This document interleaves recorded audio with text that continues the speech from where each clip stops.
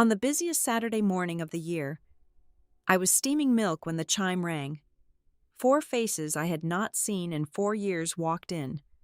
My father offered no hug. Tapping two fingers on the counter, he surveyed my packed shop. "Pay the family 15% starting this month, or I take this place before the press arrives." What he did not realize was I had waited for this day. The one cornered would not be me. My name is Riley Jenkins.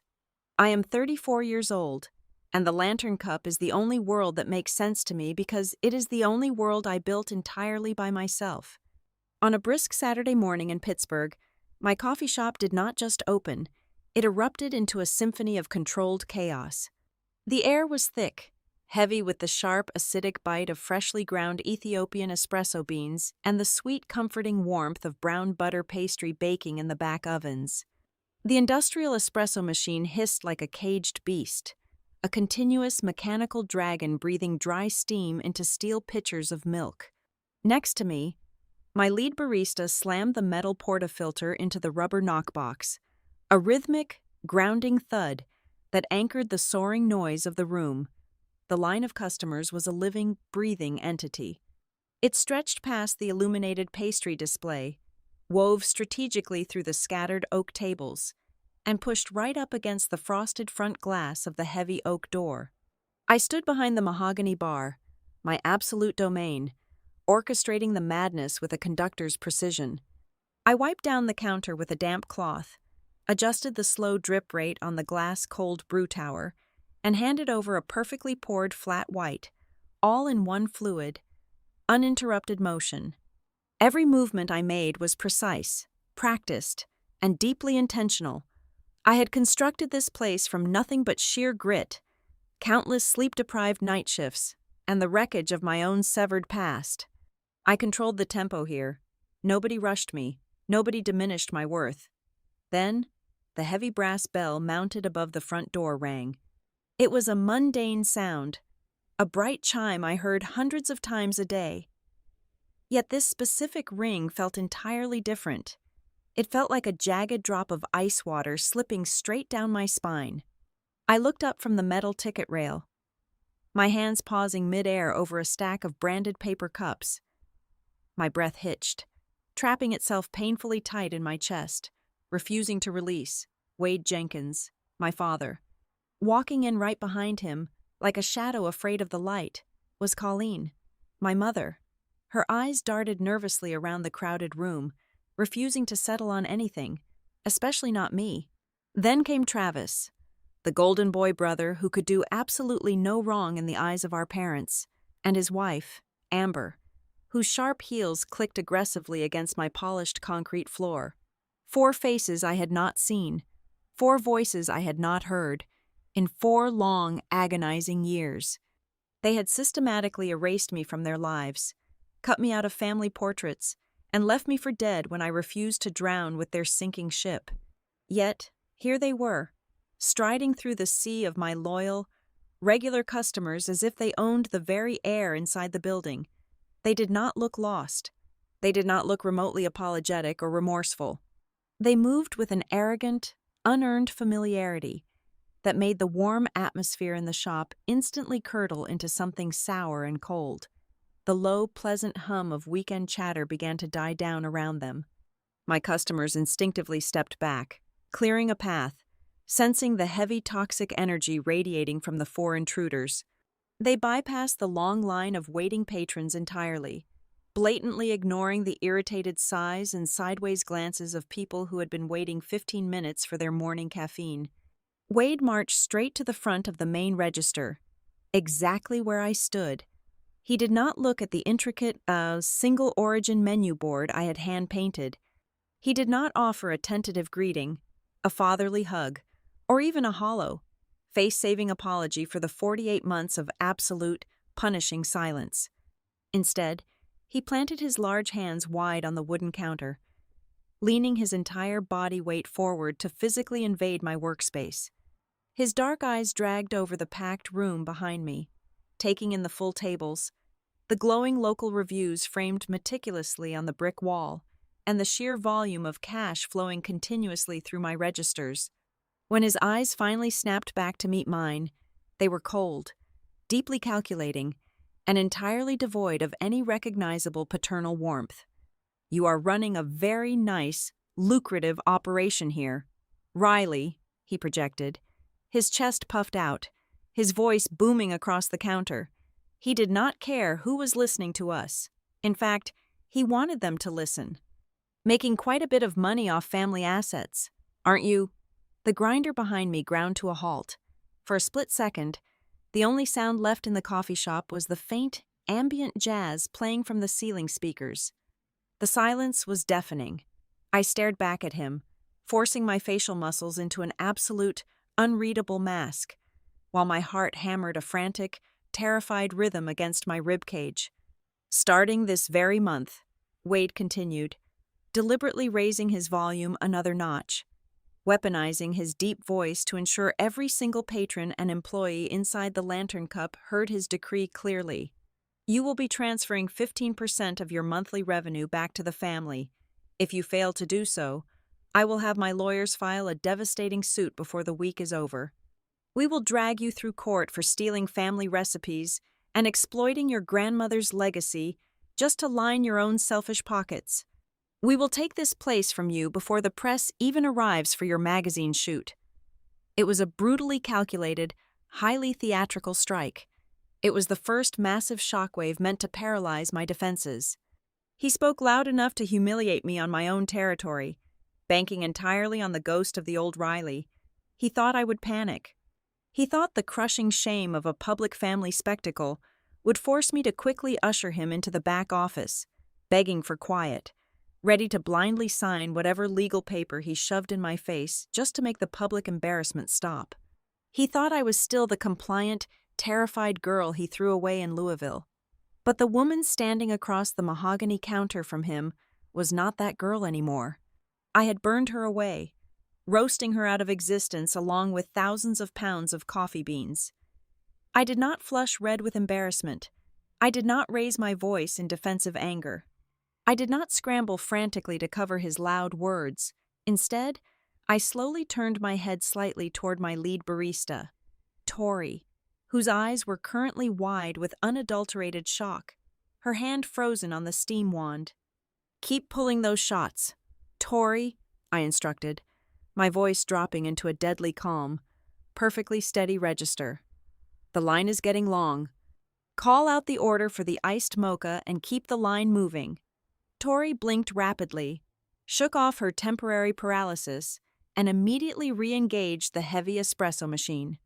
The roaring grind of the roasted beans returned, violently breaking Wade's suffocating spell over the room and returning the power to the shop's natural rhythm. I wiped my hands meticulously on my heavy canvas apron, untied the thick strings at my waist with deliberate slowness, and laid the apron neatly over the top of the espresso machine. Slowly, I walked around the edge of the bar. I stepped entirely out of the safety of my workspace and crossed into the open customer floor, closing the physical distance between us until I stood mere inches away from the man who used to call himself my father. Up close, the dynamic shifted violently. I was no longer just a worker hiding behind a protective counter. I was the undeniable owner of the ground he stood on. My calmness was utterly unnatural, a quiet void that absorbed his loud aggression, and I could clearly see it unnerving them all. Travis shifted his weight from one foot to the other, desperately refusing to make eye contact with me, looking anywhere but my face. Amber nervously adjusted the thick leather strap of her designer bag. Stepping slightly behind her husband, Colleen simply wrung her hands together, her lower lip trembling as she stared at the floor. Only Wade stubbornly held his ground, his jaw clenched so tight I could see the muscle jumping, waiting for my emotional breakdown or my furious counterattack. I gave him neither. I looked him dead in the eye, stripping away any lingering illusion that he still held a single ounce of power over my life.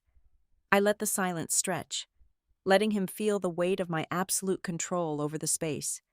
"If you want a percentage," I said, my tone as cold, flat, and sharp as winter ice, "come back Tuesday night, and this time, Do not come empty-handed. I held my ground behind the invisible line I had drawn on the concrete floor. The shop behind me was a tightly coiled spring. I kept my posture utterly relaxed, a deliberate, agonizing contrast to the rigid, vibrating tension radiating from the four people blocking my pastry case. I did not just look at them, I dissected them. I tracked every microscopic shift in their body language, searching for the exact power dynamic they had brought into my territory. Travis, the golden child who had never worked a 14-hour shift in his entire sheltered existence, kept his gaze firmly fixed on the scuffed toes of his expensive leather boots. He shifted his weight continuously from his left foot to his right, completely incapable of holding my stare. Beside him, Amber huffed quietly, her manicured fingernails drumming an impatient, irritated rhythm against the thick leather strap of her designer handbag. Clearly annoyed that I had not immediately crumbled into a weeping, compliant mess, my mother, Colleen, was the most fragile link in their offensive line. Both of her hands were clasped tightly in front of her stomach, the knuckles bone white, visibly trembling as if she were standing barefoot in freezing rain rather than a heavily heated cafe. And then there was Wade. He stood with his shoulders thrown back, his jaw thrust forward, playing the role of the undisputed patriarch who genuinely believed he still held the absolute, divine power to crush my spirit with a single, booming word. "I am not playing games," Wade sneered, completely ignoring the sheer absurdity of his aggressive posture in a crowded, public space. He lowered his voice slightly, but the malice embedded in his tone only sharpened.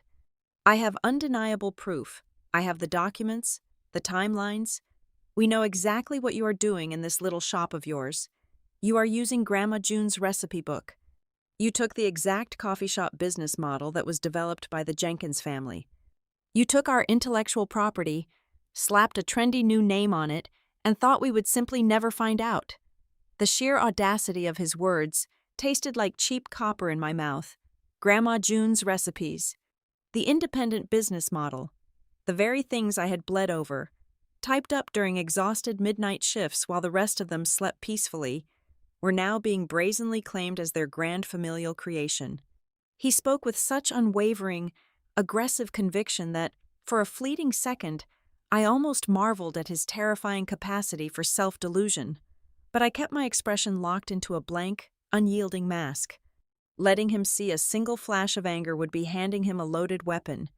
When my suffocating silence stretched on, Wade's face darkened, a heavy flush of angry red creeping up his thick neck and settling into his cheeks. He leaned in closer, bringing with him the faint, sharp scent of his cheap drugstore cologne, a smell that mingled unpleasantly with the rich, earthy aroma of my freshly roasted espresso beans.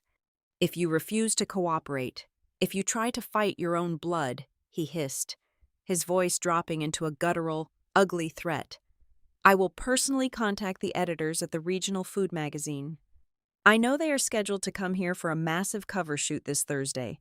One phone call from my lawyer about a pending intellectual property lawsuit, one mention of stolen family assets, and they will pull that feature so fast your head will spin.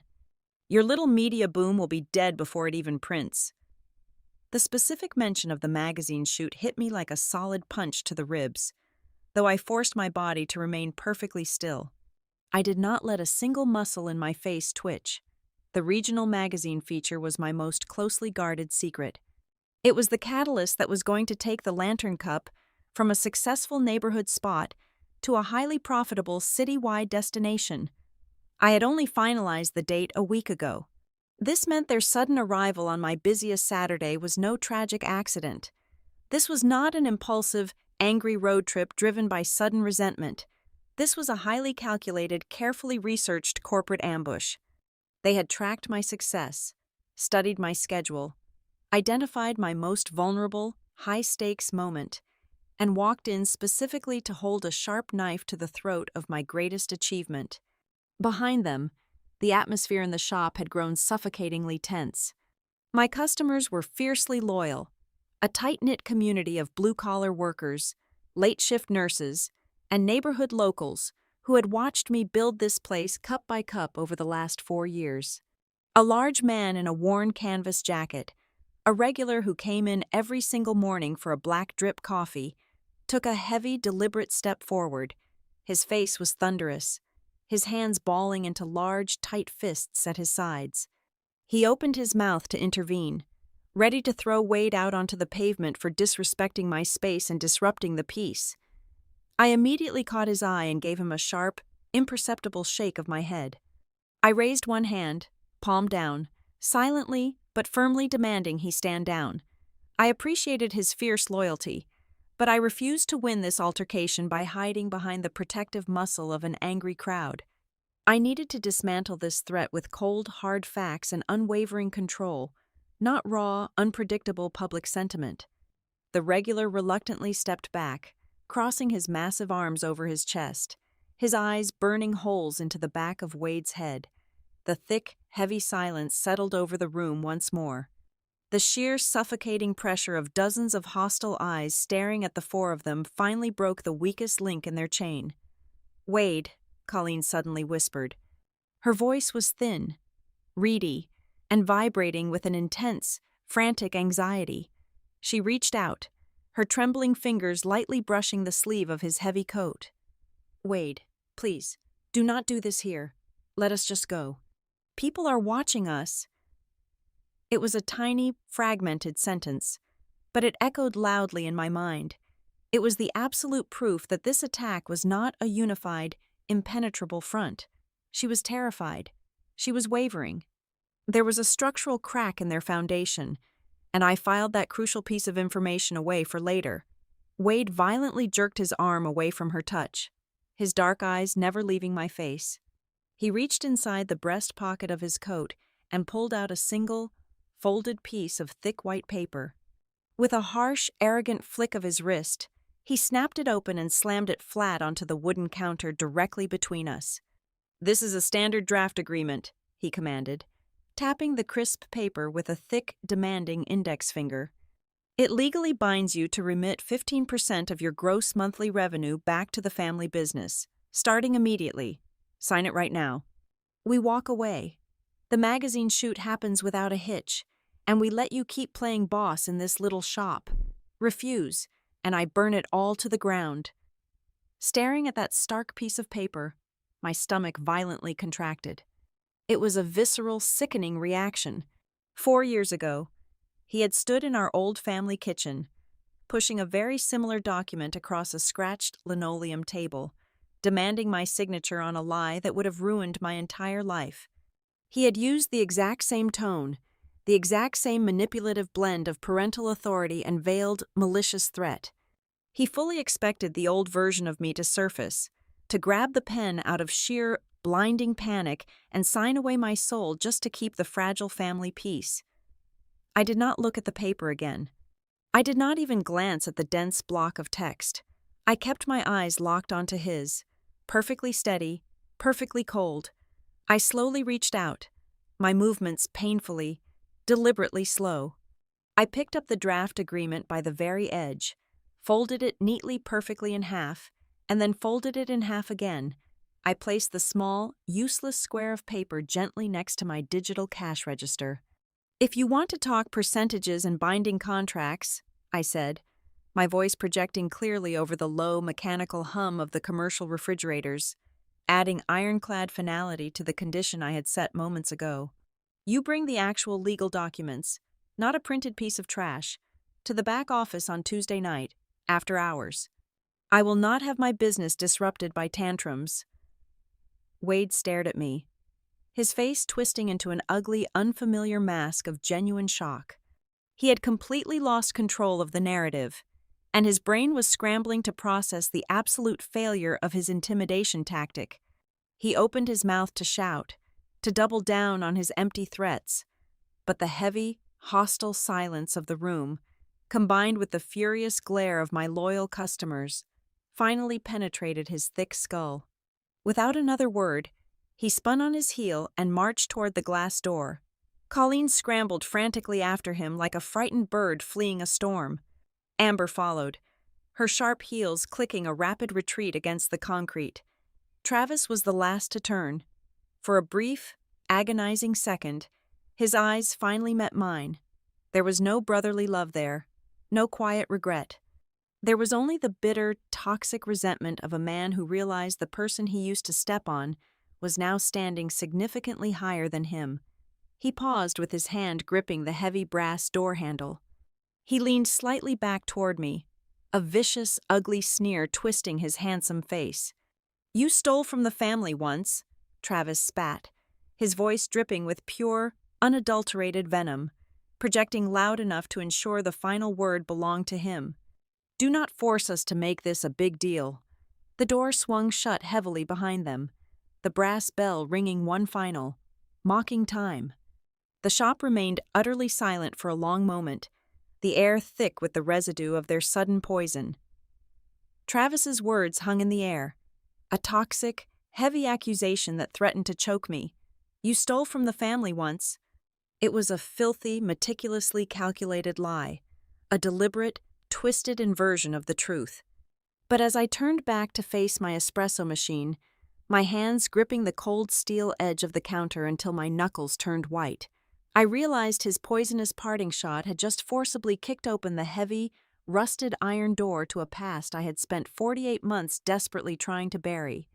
To understand the venom in my brother's accusation, you have to understand the geography of my past.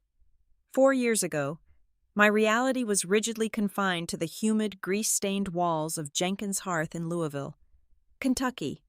It was a classic American breakfast diner, the kind with cracked red vinyl booths, sticky laminated menus, and a perpetually broken neon sign buzzing above the front window. To the neighborhood, it was a beloved, nostalgic local staple. To me, it was a suffocating, windowless engine room, and I was the only one shoveling coal into the furnace. Within the walls of the diner, the family dynamic was rigidly defined, carved in stone by my father. Wade was the loud, charismatic mayor of the front counter. He poured weak, bitter drip coffee, shook hands with the local plumbers and contractors, and took absolute credit for every plate of hot food that came through the double swinging doors. Travis was his mirror image, the golden boy face of the next generation.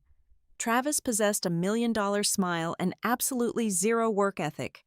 He would show up 3 hours late for a busy weekend breakfast rush, charm a frustrated waitress into forgiving him, comp a heavy meal for his college friends, and then leave before the floors needed mopping. They were the stars of the show. I was the invisible stagehand who kept the lights from short-circuiting. My days were a grueling, relentless marathon. From 8 in the morning until 5 in the afternoon, I wore a crisp blazer and worked as a full-time operations coordinator for Hawthorne Root Systems, a massive logistics firm downtown. I spent my days analyzing supply chains, optimizing delivery routes, and managing complex spreadsheets. But the second I clocked out, my second shift began. I would drive straight to Jenkins Hearth, strip off my blazer, tie an apron over my work clothes, and dive straight into the chaos. I was the one who fixed the crashing point-of-sale system. I was the one who covered the hot grill when our line cook inevitably walked out mid-shift. When the heavy doors finally locked at 10 at night, I sat alone in the cramped, windowless back office, bathed in harsh fluorescent light, trying to make sense of the chaotic, bleeding ledgers my father left behind. I saw the writing on the wall long before the rest of them did.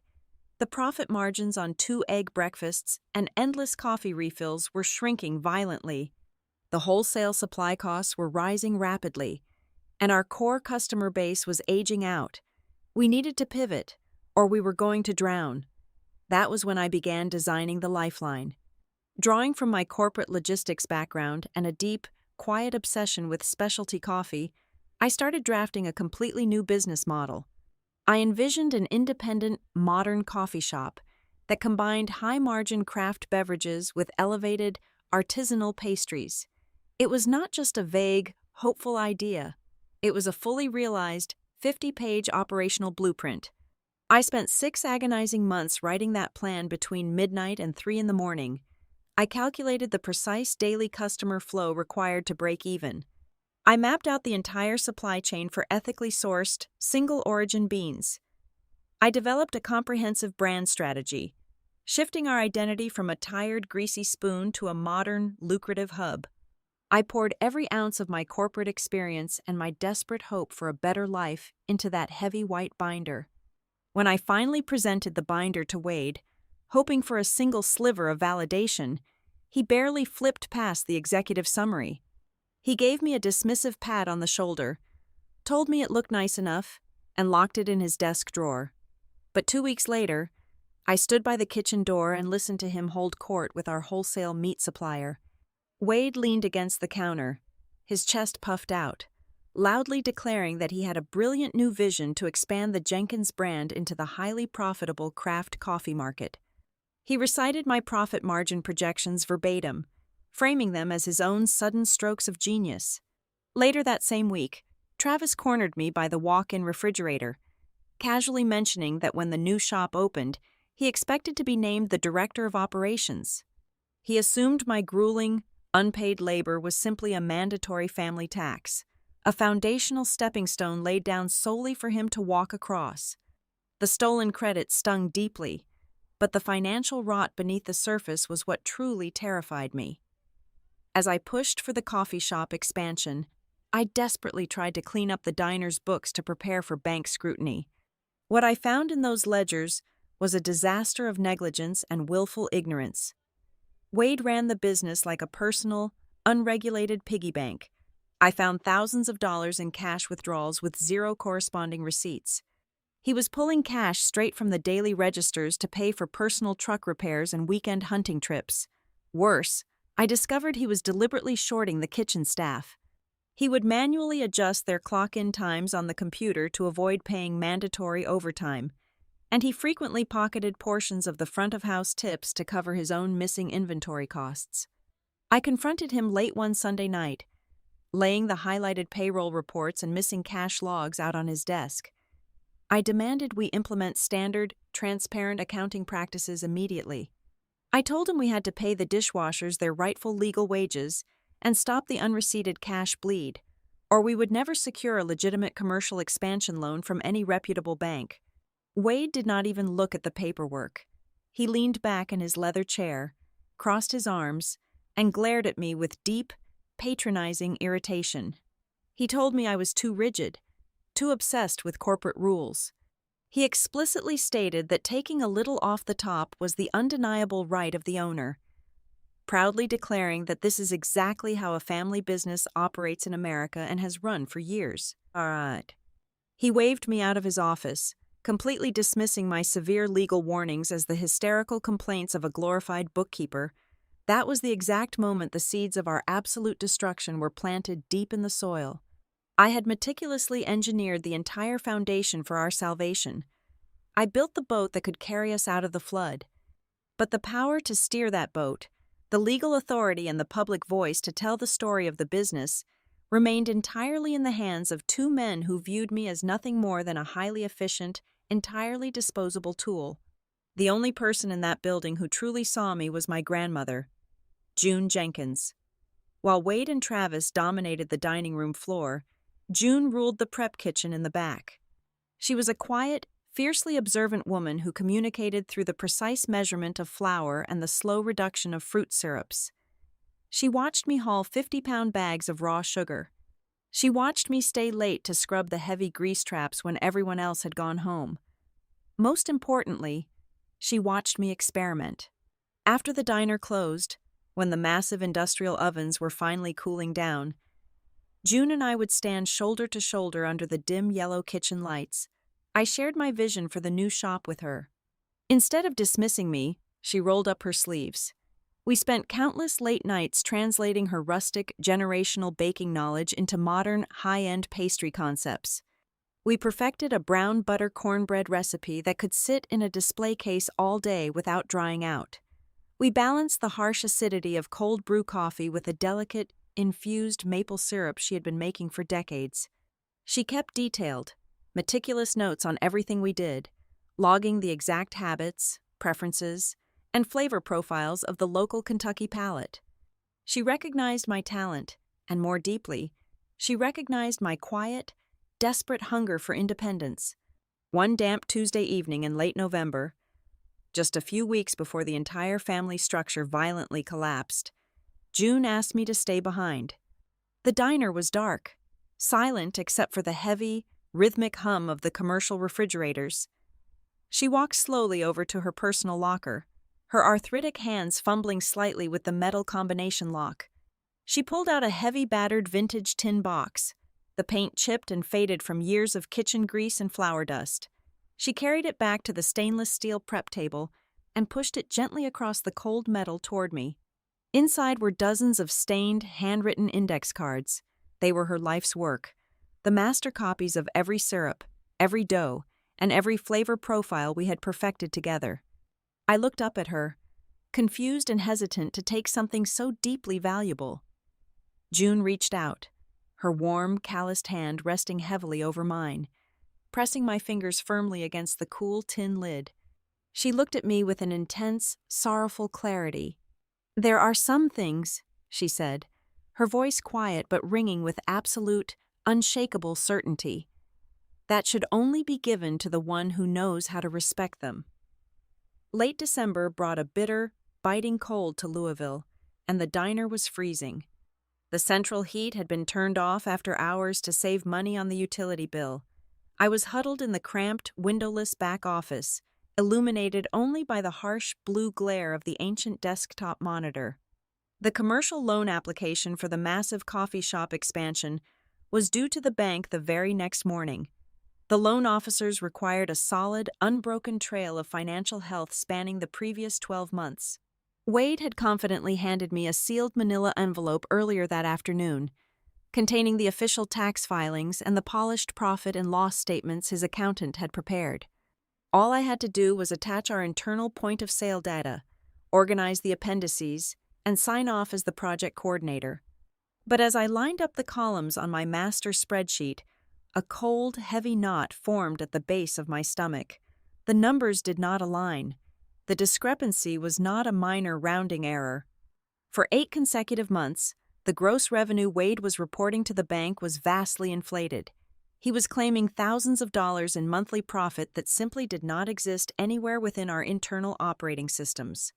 My corporate logistics training kicked in, instantly overriding my familial trust.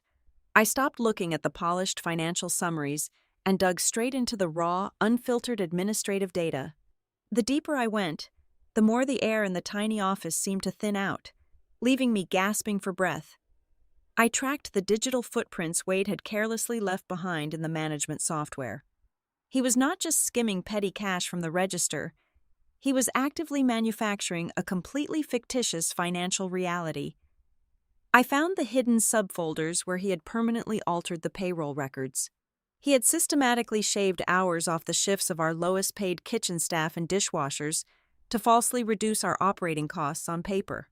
He had intercepted the electronic credit card tips meant for the waitresses, rerouting massive percentages of that money directly into the general revenue stream to make the diner look highly solvent to the bank. He was building the foundation of our new coffee shop on the backs of stolen minimum wages and federal bank fraud. The sheer scale of the deception made my hands shake, but the killing blow came 2 hours later. I opened the vendor liability portal to double-check our outstanding debts before finalizing the packet. There, sitting quietly under the Active Accounts tab, was a massive, high-interest commercial credit line with the largest restaurant equipment distributor in the state. It was an ironclad guarantee for 3 commercial espresso machines, industrial grinders, and complex water filtration systems. I clicked on the master contract to view the details. Staring back at me, under the bold heading of primary guarantor, was my own name. Below it was my private, personal email address. My social security number had been used to secure the massive line of credit. A digital signature, perfectly mirroring my own handwriting, sat proudly at the bottom of the final page. I had never seen this document in my entire life. I immediately opened a new browser window and logged into my private email account. I searched the vendor's name. Nothing appeared in the main inbox. I checked the deleted folder. Nothing. Then, my fingers trembling over the plastic mouse, I opened the filtered spam archive. There they were, dozens of automated confirmation emails, contract updates, and billing statements from the equipment distributor. They had been manually routed to bypass my inbox entirely and were marked as read. I frantically checked the active login locations for my email account. 3 weeks prior, someone had accessed my private inbox from the exact Internet Protocol address of the desktop computer I was currently sitting at. The only other people who possessed the administrative keys and passwords to this back office were Wade and Travis. The walls of the office violently closed in on me. The air felt thick, heavy with the stench of stale fryer grease and profound, devastating betrayal. I realized the terrifying brilliance of the trap they had set. Wade and Travis were using my pristine credit score and my unblemished corporate record as a human shield. If I submitted the doctored loan packet to the bank the next morning, my signature on the application would legally bind me to the entire operation. I would be a willing co-conspirator in wire fraud. If the business collapsed under the weight of these impossible, fraudulent loans, the equipment vendor and the bank would not go after the bankrupt diner. They would come directly after me. They would garnish my corporate salary. They would seize my future. My family had not just stolen my business plan, they had quietly, methodically, served me up as the sacrificial lamb for their financial crimes. I did not scream. I did not cry. I switched into a state of cold, mechanical survival. For the next 3 hours, the only sound in the dead restaurant was the frantic, rhythmic whir of the old laser printer. I printed every altered ledger. I printed the forged guarantor contract. I took detailed screenshots of the login history showing the unauthorized access to my private email. I exported the original, unaltered payroll files onto a secure external hard drive and shoved it deep into the bottom of my leather bag. I was packing a parachute because I knew the plane was about to crash. For the first time in my entire existence, I prepared to look my own blood in the eye and fight them to the death. The confrontation happened 2 nights later. Sunday dinner at my parents' house was a sacred, mandatory ritual. The dining room smelled rich and comforting, heavy with the aroma of roasted chicken and buttered potatoes. It was a grotesque, domestic illusion masking the rotting floorboards beneath us. Wade sat at the head of the heavy mahogany table, pouring red wine into crystal glasses. Travis sat across from me, casually scrolling through his phone, completely unbothered by the world. Colleen hovered nervously near the kitchen door, oblivious to the storm gathering in the room. Wade wiped his mouth with a linen napkin, looked at me with an expectant, demanding smile, and asked if the final bank packet was signed and ready for submission. I reached into my bag and pulled out a thick, unmarked manila envelope. I did not hand him the bank application.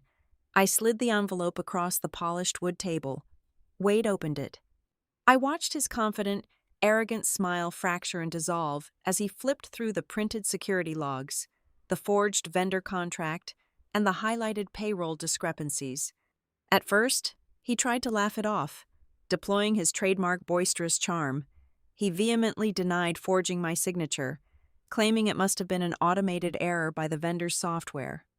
But I stared at him with dead, unblinking eyes, reciting the exact times and dates he had accessed my private email from the diner's computer. The dining room grew deathly quiet. When the blatant denial failed, his entire demeanor violently shifted. The charm vanished, replaced instantly by a dark, cornered aggression.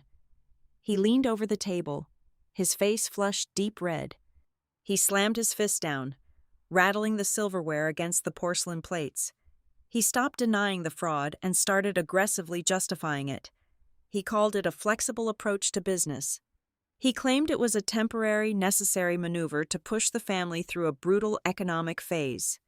He told me I was overreacting to standard industry practices and demanded I pull the official bank application out of my bag and sign the final page right then and there. I looked at my brother, foolishly hoping for a single ounce of solidarity. Travis did not look horrified. He did not look surprised. He looked intensely annoyed. He tossed his phone onto the table and let out a loud, theatrical sigh. He told me I was acting like a hysterical corporate drone. He said I was being entirely too rigid, too obsessed with meaningless paperwork. He looked me dead in the eye and accused me of intentionally trying to sabotage the family's future. of destroying our only chance at wealth just to satisfy my pathetic need to follow the rules. He made it perfectly clear that they were entirely united in this crime. Wade reached into his breast pocket and pulled out a heavy silver fountain pen. The metallic click of the cap being removed sounded like a gunshot in the silent room. He placed the final signature page of the fraudulent bank loan directly in front of me. He set the heavy pen on top of the paper. He looked down at me, his eyes devoid of any paternal love, replaced entirely by the cold calculation of a man protecting his own survival at any cost. "The family comes before the law," Wade said, his voice dropping into a low, terrifying register. "You sign this paper right now, or you are no longer a part of this house." That single sentence crystallized everything. It was the absolute, point-blank execution of my role as his daughter. If I picked up that pen, I would be chaining myself to a sinking ship of lies, theft, and legal ruin. If I refused, I would be stepping out into the absolute void, completely alone. I looked at the pen. I looked at the man who had traded my physical and legal safety for a line of credit. I reached out, my hand perfectly steady. I pressed my index finger against the cool silver barrel of the pen and slowly, deliberately pushed it back across the table until it rested directly in front of him. No, the syllable had barely left my lips before the illusion of our family shattered into a million jagged pieces on the dining room floor. Wade did not just get angry, he detonated. He slammed both his hands flat onto the table with enough force to tip his crystal wine glass, sending a dark red stain bleeding across the white linen tablecloth like an open wound. He lunged forward, his face twisting into a mask of pure, unadulterated venom. He branded me a traitor. He shouted that I was a selfish, ungrateful child who was actively destroying decades of his literal blood and sweat over meaningless corporate technicalities. The worst accusation, however, was his insistence that my refusal had nothing to do with ethics. He screamed that I just wanted to watch Travis fail, that I was desperately trying to torpedo my own brother's future just to prove I was the smartest person in the room. Travis immediately seized the opening. He did not defend the fraud. Instead, he weaponized my refusal. Over the next several days, Travis initiated a relentless, calculated smear campaign across our entire extended family. During evening phone calls to our aunts in Ohio and casual weekend beers with our cousins, Travis spun a masterful fictional narrative. In his version of the story, I was an unstable, power-hungry sister who had spitefully tanked the expansion project at the 11th hour because I was jealous of his impending promotion. He painted me as the sole destroyer of the shared Jenkins dream, effectively turning our entire bloodline into a hostile jury that convicted me in absentia. The most profound wound did not come from the screaming or the calculated lies. It came from my mother. Later that same night, Colleen cornered me in the dim hallway outside my childhood bedroom. She did not offer a defense of my character. She did not acknowledge the federal crimes her husband was committing. Instead, she grabbed my forearms with her trembling, bird-like hands, her eyes brimming with pathetic, pleading tears. She begged me to just let it go. She asked me to please just be gentle and go easy on the family. That quiet, weeping cowardice was a far more devastating betrayal than Wade's screaming. Her tears confirmed that she knew exactly what they were doing to me, and she was perfectly willing to let me be led to the slaughter if it meant keeping her comfortable. Undisturbed life intact. 4 weeks later, the cold Kentucky winter claimed Grandma June. She passed away quietly in her sleep, completely unaware of the absolute war zone our family had become. Her funeral was a masterclass in suffocating hypocrisy. Wade gave a booming, tearful eulogy about family loyalty, while Travis stood beside him, looking appropriately mournful for the cameras. I stood in the back row, entirely isolated, a ghost attending a gathering of strangers. 3 days after we put her in the ground, the family lawyer called us into his oak-paneled office to read her will. Wade and Travis sat with puffed chests, fully expecting her to leave her modest estate entirely to the diner to aid their failing expansion. Instead, the lawyer cleared his throat and read my name. June bypassed the men of the family completely. She left me her battered tin recipe box, a heavy antique single-pound coffee roaster she had kept in her garage for decades, and exactly $42,000 in quiet, meticulously hidden savings. The silence in the lawyer's office was absolute, followed immediately by an explosion of sheer, ugly greed. Wade sprang from his leather chair, his face purple with rage. He instantly accused me of elder abuse. He stood in front of a licensed attorney and screamed that I had manipulated a dying woman, that I had intentionally isolated her during her final years specifically to trade my fake affection for her assets. It was a vile, unforgivable accusation. Right there, in the middle of the office, Wade delivered his final ultimatum. He told me I was formally erased from his life.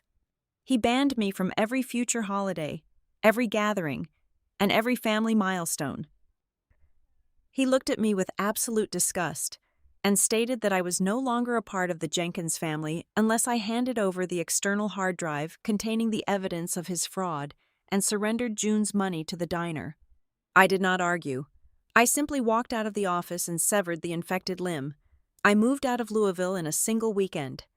I rented a rusted box truck, packed a few heavy cardboard boxes of logistics textbooks, my clothes, the antique iron roaster, and June's tin box. I drove away with the crushing, suffocating humiliation of knowing that my own flesh and blood were currently painting me as a greedy, treacherous villain to anyone who would listen in our hometown. People who hear this story often ask why I did not immediately march into a police station and hand over the flash drive to completely destroy them. It was not out of some lingering, pathetic sense of loyalty. It was not out of weakness. It was a matter of raw, brutal survival. If I blew the whistle, I would be dragged into years of exhausting federal litigation. I would have to spend my grandmother's inheritance on defense attorneys just to untangle my name from their forged documents. I was exhausted, emotionally bleeding, and entirely alone. I needed to preserve my energy just to stay alive. Walking away in silence was a bitter, uncomfortable choice, but it was a profoundly realistic one. It was the absolute essence of American survival. You do not stand and fight a burning building. You run out the door and let it collapse on its own. I drove north until the landscape changed, eventually crossing the city limits of Pittsburgh. I signed a lease on a tiny, drafty studio apartment situated directly above a noisy, late-night laundromat. The floors were warped, and the radiator hissed aggressively in the corner. On my very first night in that empty room, I unpacked nothing but my grandmother's belongings. I sat on a thin, cheap air mattress, the harsh orange glow of the street lamp filtering through the bare window. I took the heavy, dented tin box containing her handwritten recipes and placed it carefully on the chipped paint of the windowsill. I rested my hand flat against the cold metal lid, feeling the immense, solitary weight of my new reality. The silence of the apartment was no longer terrifying. It was a blank canvas. I looked out at the unfamiliar city streets below and made a quiet, unbreakable vow to the empty room. Next time I build something, it will carry my name. I did not have the luxury of mourning the death of my family. Survival in Pittsburgh demanded forward momentum, a ruthless, mechanical dedication to putting one foot in front of the other. I managed to secure a remote transfer with my corporate logistics job, keeping my full-time salary while working entirely out of my cramped, drafty studio apartment above the loud laundromat. From 8 in the morning until 5 in the evening, I was a ghost in the corporate machine, routing freight trucks and optimizing national supply chains on my laptop. But the moment the clock struck 5 and my official shift ended, my real work immediately began. I dragged the heavy antique iron roaster my grandmother had left me onto the tiny, rusted fire escape outside my single window. I spent my nights breathing in thick, acrid smoke in the freezing cold, burning batch after batch of raw, green coffee beans. I ruined pounds of expensive inventory until I finally understood the delicate, violent chemistry of heat, airflow, and time. I taught myself the distinct cracking sounds of a perfect medium roast and the heavy, oily scent of beans taken just a few seconds too far. My grandmother had left me exactly $42,000. It was a massive lifeline, but I refused to treat it like a winning lottery ticket. I did not romanticize my struggle, nor did I spend a single dime on aesthetics, better apartments, or personal comfort. Drawing from my logistics background, I drafted a brutally strict, unbreakable financial spreadsheet. I allocated precise, calculated amounts for a commercial vendor license, a refurbished dual-group espresso machine I bought from a bankrupt diner, and local health department permits. I locked away enough cash into a high-yield savings account to cover exactly 6 months of my meager personal living expenses. I built an ironclad emergency fund so I would never be desperate enough to compromise my business standards or take on toxic debt. Every single penny had a designated, specific job. When it came to the menu, I opened the battered tin box my grandmother gave me, but I did not just copy her work. That would have been lazy, a simple repetition of the past I was trying to escape. Instead, I used her generational knowledge as a foundational map to build something entirely my own. I spent my weekends fiercely testing variables. I took her dense, traditional Southern cornbread and refined it into a delicate, moist brown butter cornbread that melted on the tongue and paired perfectly with black coffee. I balanced the sharp, aggressive bite of dark espresso with a smooth, naturally sweet maple oat latte. I engineered a black pepper mocha that carried a surprising, fiery warmth at the very back of the throat. I was not just preserving her history, I was translating her rustic genius into a modern, highly profitable language. I launched my first operation under a cheap, wind-battered pop-up tent at a gritty weekend farmers market on the industrial edge of the city. It was freezing, exhausting, back-breaking work, but it was exactly where I found my people. I quickly realized I did not need high society investors or a sprawling, toxic family tree to validate my existence. My very first loyal customers were the people who kept the city breathing while everyone else slept. They were night shift delivery drivers hauling freight, exhausted trauma nurses coming off early morning hospital rotations, and underpaid public school art teachers looking for a cheap but perfect cup of coffee before the morning bell rang. I learned their names, I memorized their exact orders, down to the specific temperature of their steamed milk and their preferred amount of foam. They did not care about the Jenkins family drama back in Kentucky. They only cared that I showed up every single Saturday at 5 in the morning, rain or shine, pouring incredibly consistent, honest coffee. That initial community of working-class locals transformed me from an isolated, estranged woman into a deeply trusted neighborhood fixture. As the raw demand for my coffee steadily grew, I finally needed to hire help. I specifically sought out baristas and bakers who had been chewed up and chronically underpaid by the massive corporate chains or local tyrannical restaurant owners. I built the exact opposite of the chaotic, abusive environment my father had fostered at the diner. I offered a crystal-clear starting wage that sat comfortably above the state minimum requirement. I implemented a fully transparent, digitally tracked tip pooling system where every single cent was distributed fairly based strictly on hours worked, with zero management skimming. I wrote comprehensive, step-by-step training manuals for everything from dialing in the morning espresso grinders to cleaning the grease traps. I built a self-sustaining, professional system that relied entirely on mutual respect and shared competence, completely eliminating the need for a loud, overbearing patriarch barking arbitrary orders from a leather office chair. The growth was agonizingly slow, entirely organic, and earned through pure sweat. By the end of year 2, I had upgraded from the flimsy market tent to a heavy mobile coffee cart with custom internal plumbing. By year 3, I secured a small, permanent kiosk inside a bustling downtown transit hub, capturing the lucrative commuter rush. And finally, after thousands of hours of relentless labor, I saved enough capital to sign a commercial lease on a beautiful, sunlit corner property with exposed brick walls and high ceilings. I officially opened the Lantern Cup. Every single detail in that building, from the matte black lighting fixtures to the heavy oak tables and the curated seasonal menu, reflected my own personal taste. It was entirely separate from the greasy, fading aesthetic of the life I had left behind. By the end of year 4, the shop was a highly profitable, perfectly tuned machine. A respected local newspaper ran a glowing weekend feature, officially declaring the Lantern Cup the most reliable coffee shop in the neighborhood. The momentum was explosive and undeniable. Just a few weeks later, a prominent regional food magazine contacted me, scheduling a massive, multi-page cover shoot to highlight my unique, independent business model. Yet, beneath the overwhelming, quiet pride of my success, a cold, heavy dread began to pool in my stomach. The universe has a profoundly cruel sense of balance. The more my business expanded, the more I understood a bitter, inescapable truth about ambition and visibility in the modern world. You cannot build a blazing, towering bonfire in the dark without eventually attracting the wolves. The louder my name rang in the local press, the more certain I became of an inevitable, violent collision. People who had actively erased me from their lives, who had thrown me under the bus to save their own fraudulent skins, would never stay away forever. They were parasites by nature.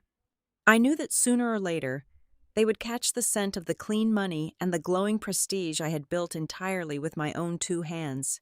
I had constructed an empire, but I had also painted a massive target on my own back, setting the stage for the very week they finally walked through my door. The adrenaline from Saturday morning eventually faded, leaving behind a cold, sharp clarity. I knew my father. Wade Jenkins was a man constructed entirely of fragile pride and loud bravado. He would never willingly walk into a space he did not control, let alone step foot inside a business built by the daughter he had publicly disowned, unless he was completely out of options. His aggressive demand for 15% of my revenue was not a sudden strike of paternal authority. It was a distress flare. He was cornered, and I needed to know exactly what was hunting him. The first piece of the puzzle arrived completely unprompted on Monday afternoon. The lunch rush had just cleared out when the heavy brass door chimed. I looked up to see Lacey Boone hovering near the pastry case. Lacey had been the lead line cook at Jenkins Hearth for over a decade. She looked 10 years older than the last time I saw her. Deep, dark circles bruised the skin under her eyes, and her posture was slumped with chronic exhaustion. I immediately poured her a large mug of dark roast and slid a warm slice of pound cake across the counter. She did not come to reminisce. She came to vent, sitting on a corner stool, wrapping her calloused hands around the ceramic mug. Lacey painted a bleak picture of the empire I had left behind. Travis was entirely in charge of the daily operations now, and he was driving the business straight into a brick wall. Lacey told me, in a hushed, frantic whisper, that the diner was actively drowning.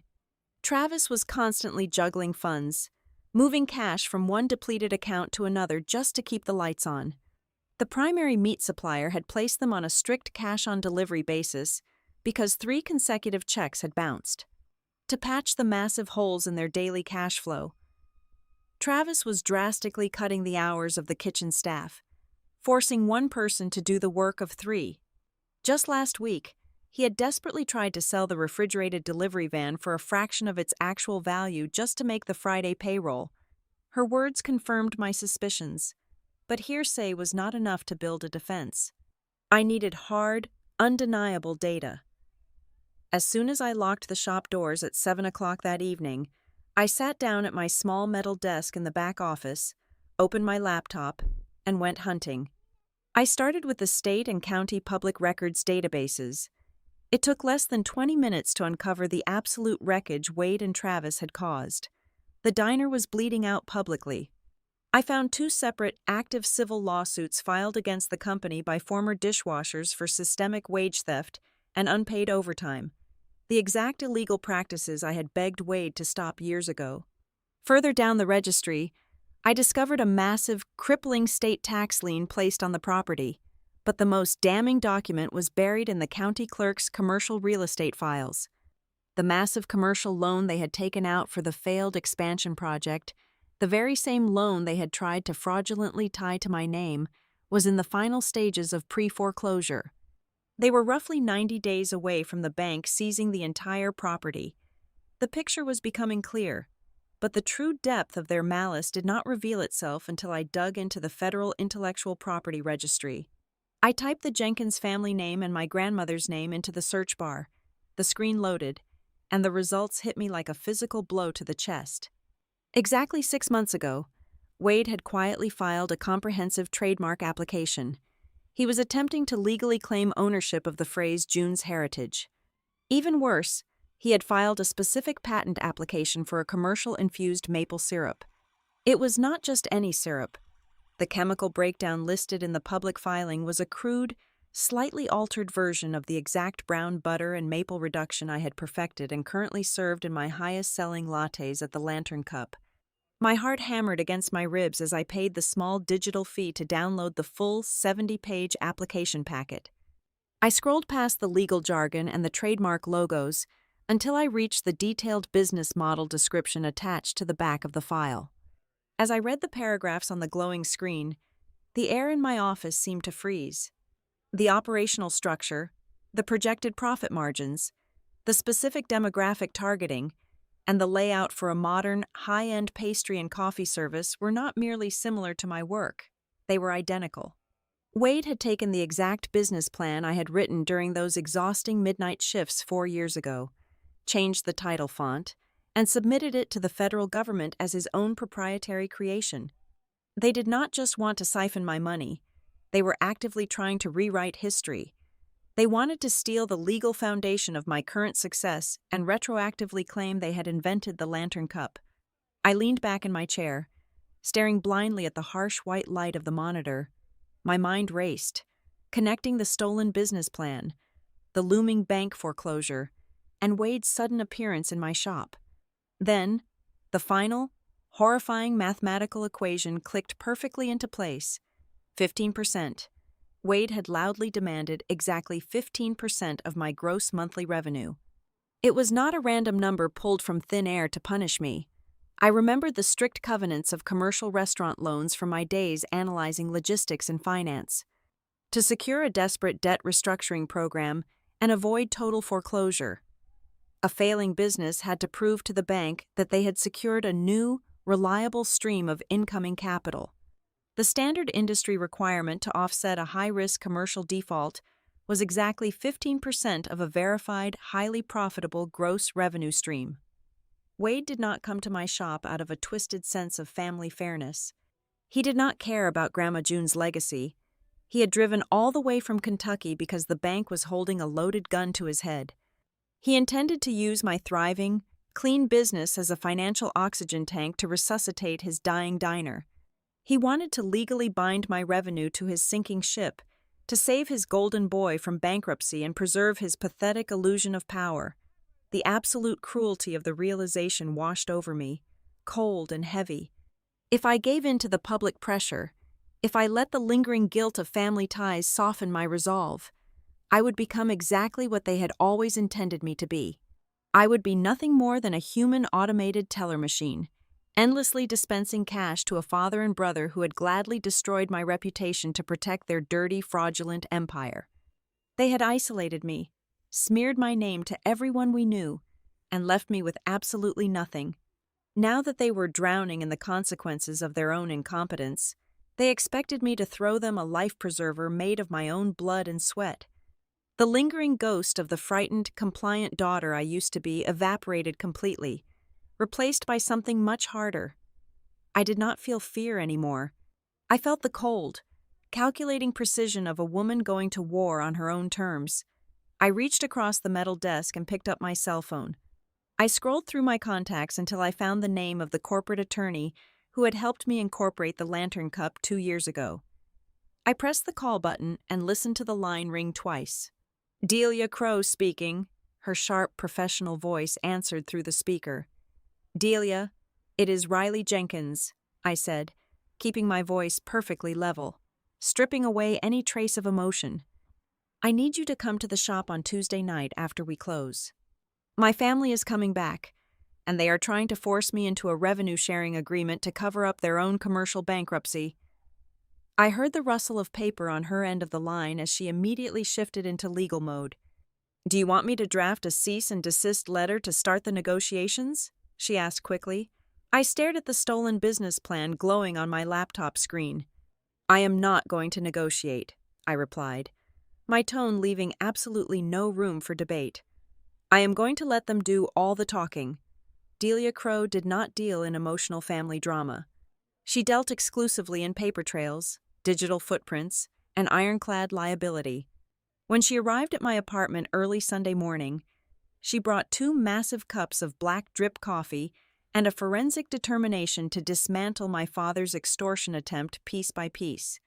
I cleared off my small kitchen table and set down the encrypted external hard drive I had carried out of Louisville 4 years ago. For the next 48 hours, we did not prepare for a screaming match or a tearful reconciliation. We prepared a meticulously constructed legal trap.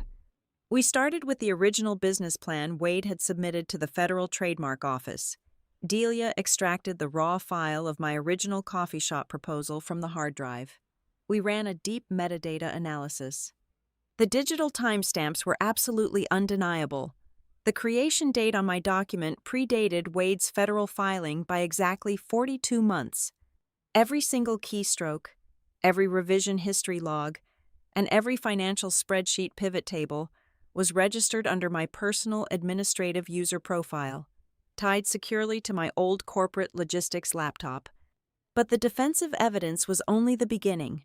Delia wanted a sword, so we dug into the forged commercial vendor guarantee that had nearly ruined my life. Delia used a specialized legal subpoena service to pull the archived Internet Protocol logs from the equipment distributor. The data came back crystal clear. The forged electronic signature binding my name to their massive debt had been executed from a highly specific, static network address. I cross-referenced that numeric address with my old records. It belonged to the desktop computer sitting in the windowless back office of Jenkins Hearth. We then matched the exact time of the digital forgery to the old diner employees' schedules I had saved. Wade had been off-site at a wholesale meat market that entire afternoon. Travis had been the only family member on duty, possessing the sole administrative password required to bypass the office firewall. My golden boy brother had sat at my desk, opened my private email, and happily signed my financial death warrant. The final nail in the digital coffin came from the bank correspondence. Digging through the archived sent folders I had backed up, Delia unearthed a devastating email chain between Wade and the commercial lender from 4 years ago. In the initial message, Wade attached my comprehensive operational deck, explicitly referring to it as his own proprietary company asset, completely stripping my name from the title page. 2 weeks later, when the bank's underwriter flagged the vendor application due to the suspicious guarantor signature, Wade had replied with a frantic, backpedaling email. He had written, in plain text, that the paperwork error was the fault of an unstable, disgruntled daughter who was no longer affiliated with the company, effectively attempting to frame me for the very fraud he and Travis had orchestrated. By Monday morning, our digital fortress was impenetrable, but I needed human ammunition to sever his final lifeline. I left the lantern cup in the hands of my staff and drove across town to a quiet, anonymous diner. I slid into a vinyl booth across from Lacey Boone and 2 other former kitchen workers she had managed to track down. I brought a licensed notary public with me. We did not exchange pleasantries. I bought them lunch, and in exchange, they gave me the absolute truth. Over the course of 2 hours, they detailed the systemic, intentional wage theft at Jenkins Hearth. They explained exactly how Wade manually deleted hours from the timekeeping system at the end of every week. They described the arbitrary confiscation of their credit card tips. By the time I paid the check, I had 3 legally binding, sworn affidavits securely tucked into my leather briefcase, signed and stamped. That evening, the suffocating reality of the situation was pierced by a single, unexpected digital notification. I was sitting on my sofa, reviewing the affidavits, when my phone screen lit up. It was a text message from an unsaved Kentucky area code. I opened it. There was no greeting, no apology, and no motherly warmth. Just one stark, terrifying sentence. Do not be alone with your father. It was from Colleen. It was her first direct communication with me in 4 years. She was too terrified to call, too weak to publicly stand against her husband, but her fragile conscience had finally cracked just enough to slip me a warning. Her message confirmed exactly what Delia and I had anticipated. Wade was not coming to negotiate a fair family settlement. He was coming to physically and emotionally corner me, planning to use sheer intimidation to force a signature before I could process what was happening. I immediately changed the battlefield. I drafted a cold, highly formal email and sent it directly to Wade's official business address. Carbon copying Delia. I did not ask if Tuesday worked for him. I mandated it. I explicitly stated that a formal dispute resolution meeting would occur at the Lantern Cup exactly 1 hour after closing. By putting it in writing, I completely stripped away his ability to frame this as a casual, off-the-record family chat. He was now stepping into a scheduled, documented corporate environment. On Tuesday afternoon, I transformed the small, soundproof roasting room at the back of my shop into a tribunal. I cleared away the burlap sacks of raw green beans and set up a long, stark metal table. I positioned the chairs so Wade and his entourage would have their backs to the heavy wooden door, instinctively making them feel trapped. I logged into the shop's internal security system and activated the high-definition camera mounted directly in the corner of the ceiling, ensuring both the video and the audio recording feeds were perfectly synced and running to a secure cloud server. I stationed Tori Baines, my fiercely loyal shop manager, out on the main floor. Her instructions were simple. She was to lock the front door behind them, remain quietly in the front of the house, and immediately dial the local police precinct if I pressed the silent panic button under the metal table. Delia sat to my right, her thick legal briefcases resting on the floor, projecting an aura of absolute, terrifying competence. There would be no twisted words. There would be no gaslighting. Every single breath taken in that room would be witnessed and recorded as a final, lethal safeguard. Delia placed 2 thick, sealed manila envelopes on the table in front of her. One was addressed to the State Labor Board, containing the signed affidavits and the altered payroll records. The second was addressed directly to the Risk Management Division of the commercial bank currently threatening foreclosure on Jenkins Hearth, containing the proof of the forged vendor signature and the stolen business plan. It was the ultimate dead man's switch. We would not send them if Wade surrendered quietly. But if he attempted to lie, if he raised his voice, or if he uttered a single threat regarding the food magazine shoot, Delia would drop both envelopes into the federal mail the very next morning, triggering a catastrophic federal investigation that would bury his family forever. As the grandfather clock in the main dining room ticked closer to 8 o'clock, the sun dipped below the Pittsburgh skyline, plunging the back alley into deep shadow. I stood in front of the small mirror in the employee restroom and buttoned up a crisp, perfectly tailored white shirt. I smoothed the collar. I did not look like a daughter preparing to face the parents who had brutally discarded her. I looked like an executive walking into a boardroom to finalize the liquidation of a hostile, bankrupt competitor. The trap was fully set, the steel jaws pulled back and waiting. All my father had to do now was step inside. The heavy oak door at the front of the shop clicked shut precisely at 8 o'clock in the evening. Through the internal security monitor resting on the metal table, I watched Tori turn the deadbolt and walk silently toward the back office. Heavy footsteps echoed across the polished concrete floor, growing louder as they approached the soundproof roasting room. Wade marched through the doorway first, dragging the toxic atmosphere of my past right in with him.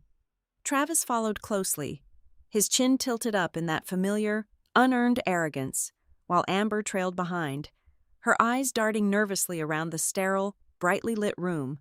They took the 3 metal chairs opposite me, completely unaware that they had just seated themselves perfectly within the high-definition frame of the security camera humming quietly above.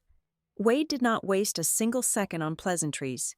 He reached inside his coat, pulled out a thick stack of stapled papers, and slapped it onto the cold metal table. It was a formal draft of a family profit-sharing agreement, printed and bound as if my compliance was nothing more than a minor administrative formality. "I am only going to say this once," Wade began, projecting his chest, adopting the booming, patriarchal tone he used to subjugate the diner staff. "You sign this tonight, guaranteeing the family 15% of your gross revenue, or my attorneys will file for a temporary restraining order first thing tomorrow morning." We will shut this place down immediately. We are officially citing intellectual property theft, corporate espionage, and the unauthorized commercial use of the Jenkins family legacy." I did not flinch. I did not reach for the paper. I simply leaned back in my chair, steepled my fingers, and looked at Delia. Delia Crow adjusted her gold-rimmed glasses, opened her leather portfolio, and pulled out a single legal pad. Her voice, when she finally spoke, was entirely devoid of emotion. It was the sharp, clinical sound of a scalpel cutting through tissue. "Before my client considers any financial arrangement," Delia stated, her pen hovering over the pad, "we require explicit clarification for the record. Please specify exactly which intellectual property you are claiming was stolen. We need the exact dates of creation, the specific origins of the documentation, and the precise chemical formulations of the recipes you claim belong to your corporate entity." Wade blinked, his aggressive momentum violently stalling.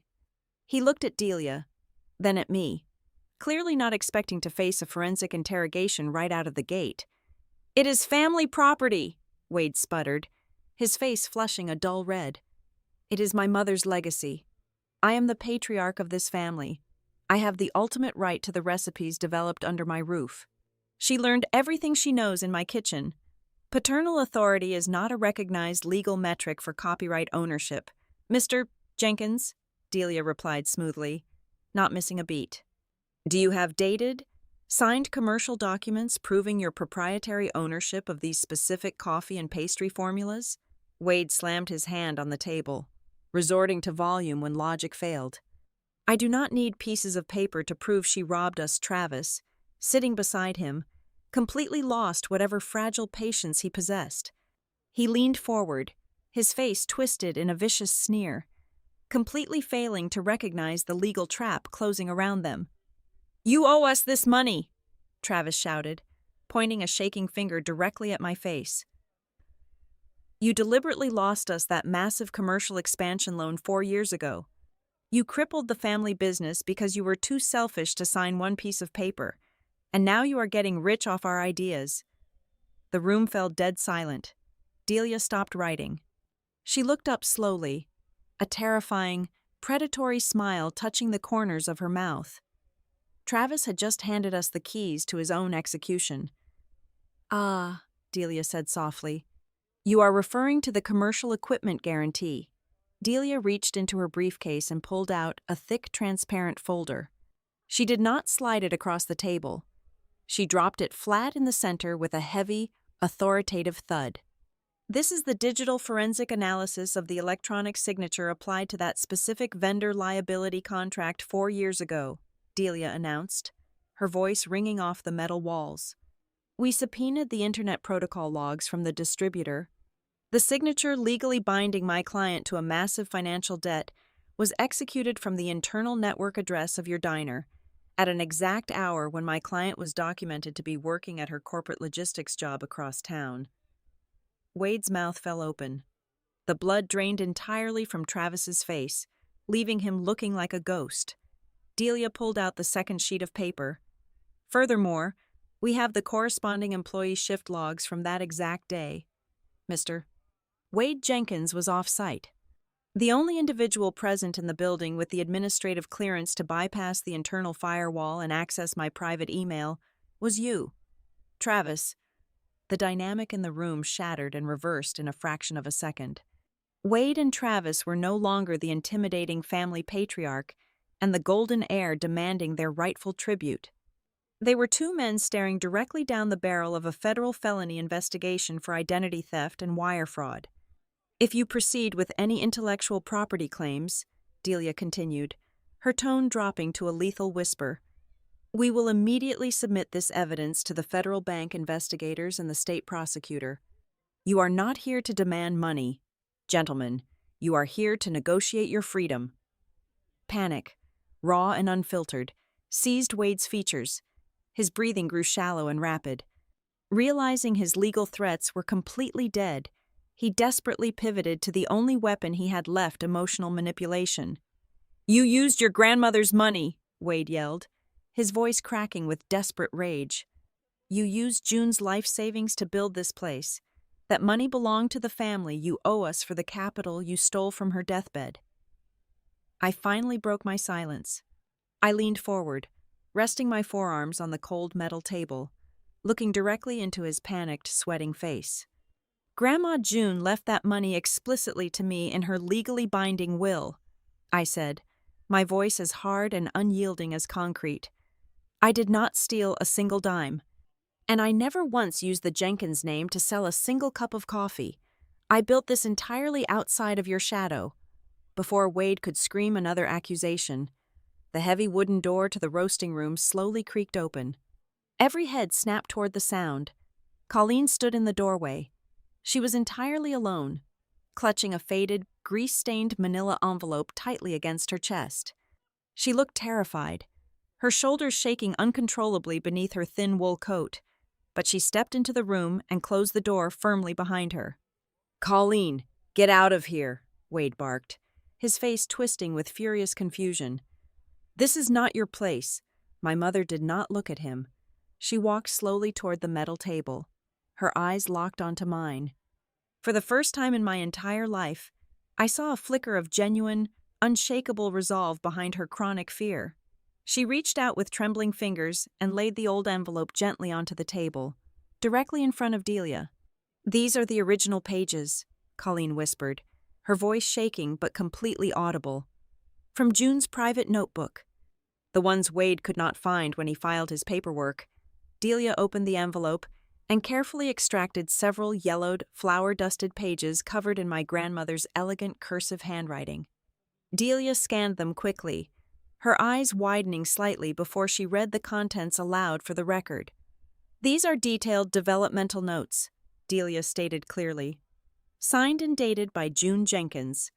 The text explicitly credits my client for co-developing the brown butter formulas and the specialized roasting techniques. Quote, 'These final adjustments belong to my granddaughter. She is the true architect of this menu.' End quote. This legally invalidates any claim that the recipes were the sole, pre-existing property of your corporate entity." Wade stood up violently, his metal chair crashing backward onto the concrete floor. He loomed over the table, his fists clenched, staring at his wife as if she were an alien creature. "You are betraying your own husband," Wade roared, the veins in his neck bulging against his skin. "You are choosing this ungrateful girl over your own son. Tell them right now that you know she stole from us." Colleen flinched violently at his volume, instinctively taking a half-step backward, but she did not break. She did not burst into tears and apologize. She looked at the forged, digital logs sitting on the table, then looked up at the man she had blindly obeyed for decades. "I heard you," Colleen said, her voice suddenly piercing the heavy, aggressive air like a silver needle. Wade froze. "What?" "4 years ago," Colleen continued, tears finally spilling over her eyelashes, tracing hot paths down her cheeks. "I was standing in the kitchen hallway.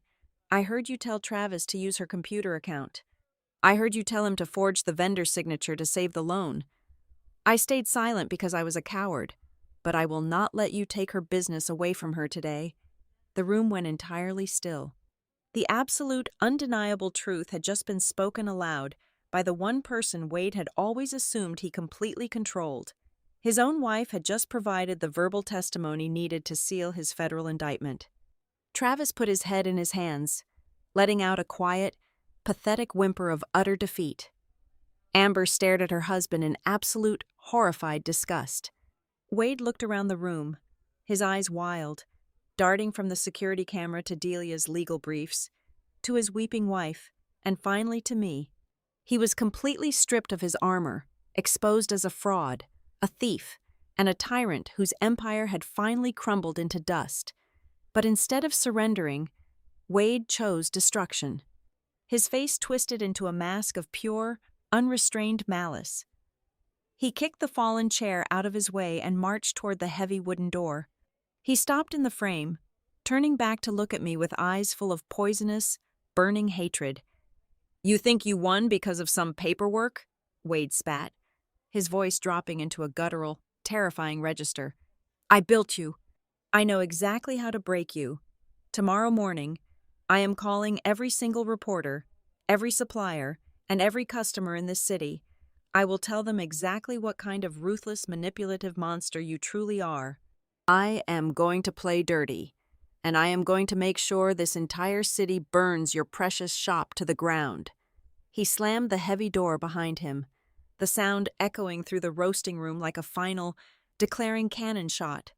The war of paper was over, but the public execution was about to begin.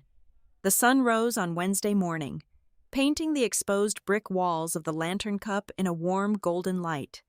It was the absolute pinnacle of my professional career.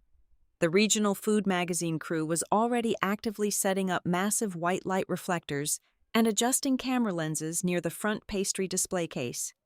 I was perfectly dialing in the first batch of morning espresso when Tori marched behind the counter. She did not speak a word. She simply turned her smartphone around and shoved the glowing screen directly into my line of sight. It was a highly public post on the official social media page for Jenkins Hearth.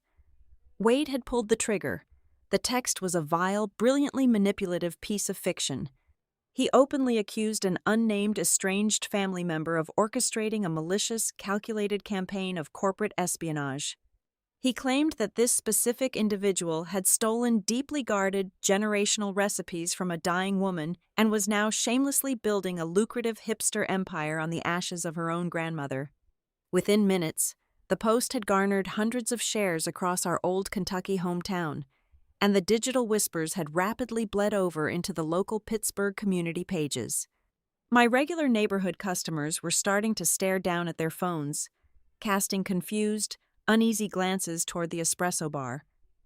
Wade fully expected this highly public, humiliating strike to completely break my composure. He assumed I would panic about the magazine reporters seeing the scandal. He thought I would immediately dial his phone number, weeping and begging for a retraction, ready to sign away 15% of my life just to make the digital nightmare stop.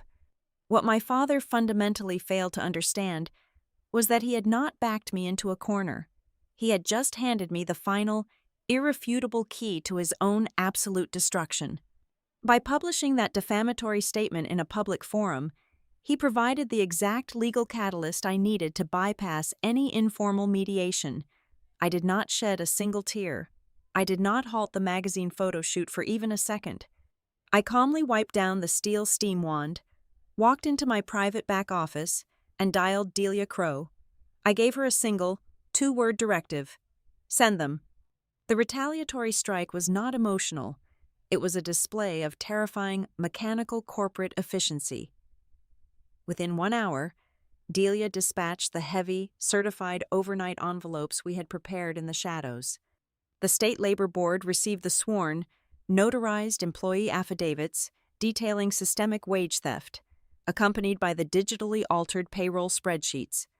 The Commercial Risk Management Division of Wade's Bank received the undeniable forensic proof of the forged equipment vendor signature, alongside the federally date-stamped metadata proving he had stolen my original business prospectus.